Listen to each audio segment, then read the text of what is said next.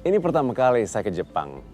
Dan saya senang sekali bisa lihat negara yang benar-benar ingin melestarikan sejarah dan budayanya.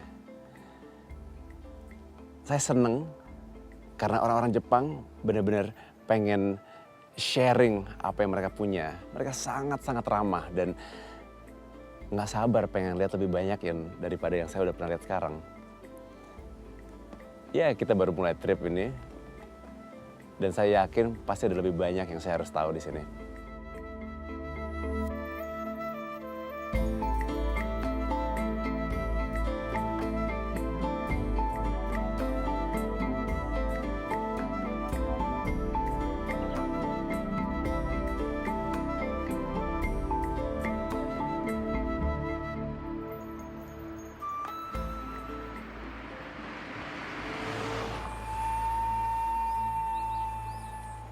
Di Tenggara Mie berdiri kota Owase, salah satu kota hujan Jepang yang mengakomodasi sebagian dari Kumano-Kodo, jalan ziarah yang membentang dari selatan Kansai.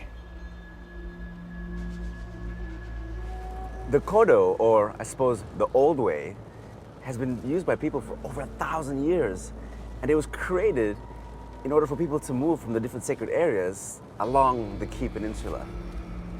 Lebih dari hanya mencapai kuil, perjalanan ini dipersiapkan untuk menjadi pengalaman spiritual tersendiri, seringkali dengan melewati sulitnya jalan di pegunungan. Most of these old trails have actually disappeared because of development. Now, about 30 kilometers north of Kumano City lies the Magoset Trail.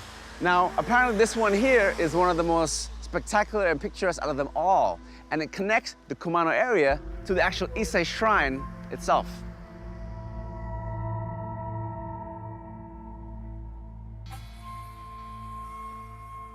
Setiap tempat sakral dan juga jalan ziarah yang ada di Pegunungan Kii dikaruniai dengan situasi alam murni, yang tanpanya perjalanan spiritual ini tak bisa diadakan. These trails are scattered all through these hills for hundreds of kilometers. And it's just incredible to think that pilgrims put these granite paths together hundreds of years ago. Dipercaya oleh kebanyakan masyarakat Jepang bahwa segala sesuatu yang suci mendiami lautan, perhutanan, daratan, pegunungan, dan juga sungai-sungai. Ide inilah yang membuat kita dikelilingi oleh entitas yang mewakili berbagai sisi dari alam yang juga terkandung dalam kehidupan masyarakat Jepang.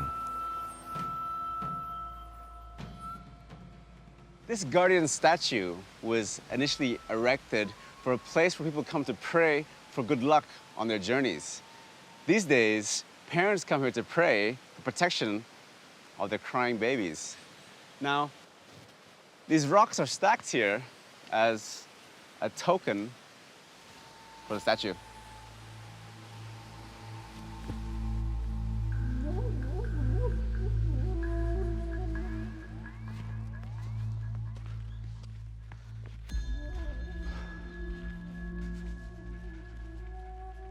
Pada ketinggian 300 meter berdiri sebuah prasasti dengan puisi yang dituliskan oleh penyair terkenal Karyoen Toitsu.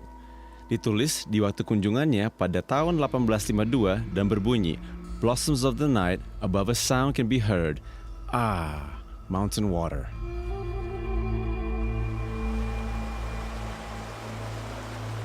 Seperti yang telah saya ucapkan, kebanyakan orang yang mengenal Jepang dari lampu neon, karaoke, dan juga sushi. Perlu saya akui, saya juga menganggap hal yang sama sebelumnya, tapi semakin kesini, saya mulai menemukan hal yang berbeda. After experiencing the Issei shrines and some of the Kumano trails, I'm beginning to understand the spiritual importance of this place. No wonder millions of Japanese people visit here every single year.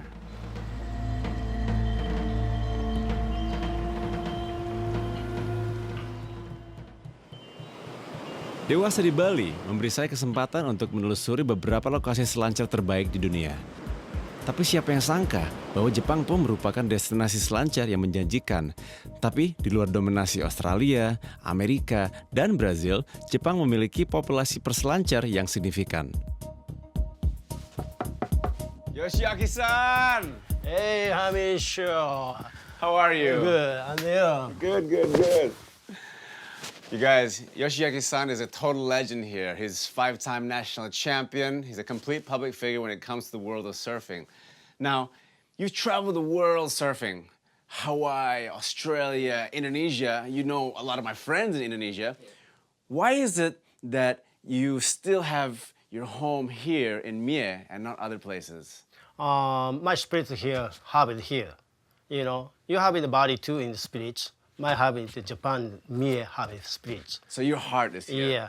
Growing up in Bali, I see thousands of Japanese surfers over the years. Is it a real important part of the Japanese culture to have such connection with the ocean? Yeah. And loving the Japanese people love in the ocean. So city guys in so not having the city in the big ocean, natural in having the countryside. Down here in Mie in the around here is a natural in so many having the speed spot. In the surfing, in the diving, in anything in the play sport that I have it here. And now my kids in the so grow up, they teaching surfing, naturality, natural lifestyle. Right. So it all comes naturally. Yeah. All right. I was coming in my shaping bay here. You have your own shaping bay. Yeah. It is so good to know that there are still craftsmen hand shaping their boards. These days, everything is computer generated and factory produced. And it's so cool to come here to Japan and still meet artists and craftsmen still making their magic. There are so many boards here. Yeah. You gotta lend me one of your boards. You try my shaping board? Really? Yeah. This one? Of course. You try. Oh, this is one of your shapes. Yeah. Go on the beach in the try. Yeah. All right. Just cruising beach.